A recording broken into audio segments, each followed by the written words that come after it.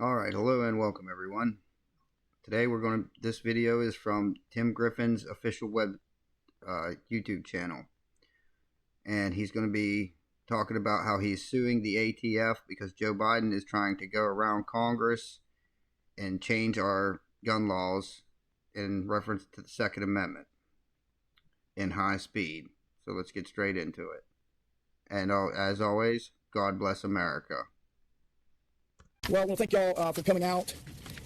I'm announcing today that we're in the process. We do not have the stamped copies yet. We will be handing out unstamped copies, but we should have a stamped copy shortly. But today I'm filing suit against the Biden administration, specifically the Bureau of Alcohol, Tobacco, and Firearms, regarding their new rule that they have floated that would drastically change the law as it relates to gun shows. It is an administrative attempt to do what they could not get through the Congress, what the administration couldn't get through the Congress.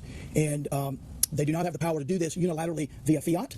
And so on that legal basis, we are challenging it. We're also challenging it, as we often do with regulations where they are arbitrary and capricious. We're challenging it on that basis as well. But the fundamental point is, in a number of areas, the Biden administration has sought to change policy in areas, whether it be student loans, on the environment, on higher education, you name it. They have tried or are in the process of trying to change policy outside of Congress through the regulatory process, where they need to be going through Congress. On many items, in many areas, they have to go through Congress to change the law. And I know that they're doing this because they've been unable to change it through Congress. They're frustrated, I get it, but their frustration, their political inability to get what they want through the Congress does not change our constitutional structure.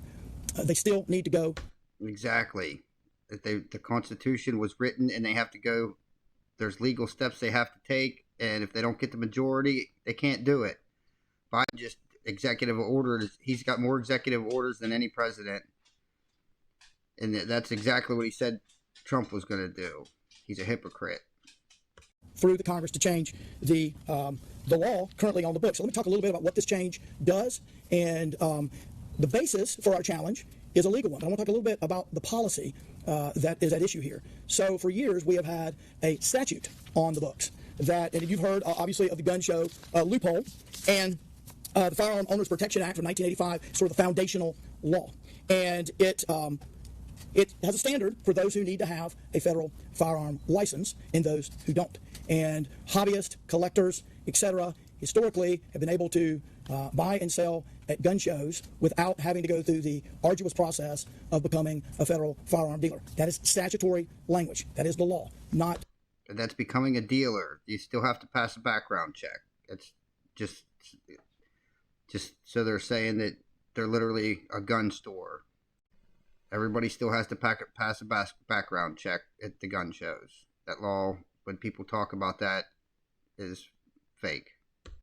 Merely a regulation. And the standard prior to this rule has been that if you're making repetitive purchases and resale of firearms, then you may be considered a federal firearms dealer. Now, repetitive meant more than one. What it meant? Well, that's always been an issue because it's not clearly defined in the statute. There is some discretion there, and I'll say a few words about that in a minute. So the law has never been perfectly clear as to where, perfectly clear as to where the ATF will draw the line and say, okay, now, because of this number of transactions, we consider you someone who needs a federal firearm license. That has not been abundantly clear. That is the statutory language. This proposed rule does not help clarify anything, putting aside the fact for a second that it is illegal. So let me show you. This is the rule. The rule is about 2 or 3 times the length of our lawsuit. This is our lawsuit, and this is the rule. Now, common sense tells you from the get-go, the rule violates the general principle that those of us who live under the rules and the laws and the regulations need to be able to understand the rules and the laws that we live under. If you look at this, it's over 100 pages. I think it's 126 pages discussing what the new rule is. Setting aside... Big word salad, trying to make it real confusing so the average person can't go and do research and figure it out on their own.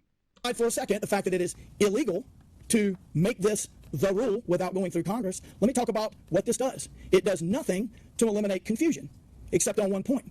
Now, it indicates that even one sale of a firearm could constitute, could indicate that you need to be a federally licensed firearm dealer if it is for a profit. Well, why else would you sell something if not for a profit?